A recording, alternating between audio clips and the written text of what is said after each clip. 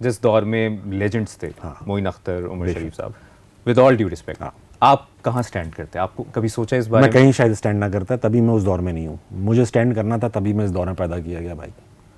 میں اس دور میں ہوتا, میں اس کی ایگزامپل دیتا ہوں. میں جب سیکنڈ ایئر میں فیل ہوا, میں کئی بار یہ پوڈ کاسٹ میں بتا چکا ہوں, میں سیکنڈ ایئر میں فیل ہو گیا.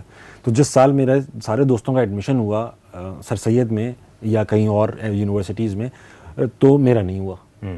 میں 2004 میں گیا, 2003 میں چلے جانا چاہیے, یا اس طرح کا کوئی ٹائم فریم بیٹھتا. اگر میں 2003 میں ہو جاتا, کلیئر ہو جاتا, تو شاید میرا این ڈی میں بھی اسپورٹس کوٹے پہ ہو جاتا. میں وہاں جاتا, این ڈی میں پبلک اسپیکنگ کا کوئی اتنا خاص اس وقت ماحول نہیں تھا, پتہ نہیں ہے نہیں ہے, اس وقت اتنا نہیں تھا compare to Sir Syed University. میں 2000 فیل ہوا, 2004 آیا, مجھے سر سید جانا پڑا.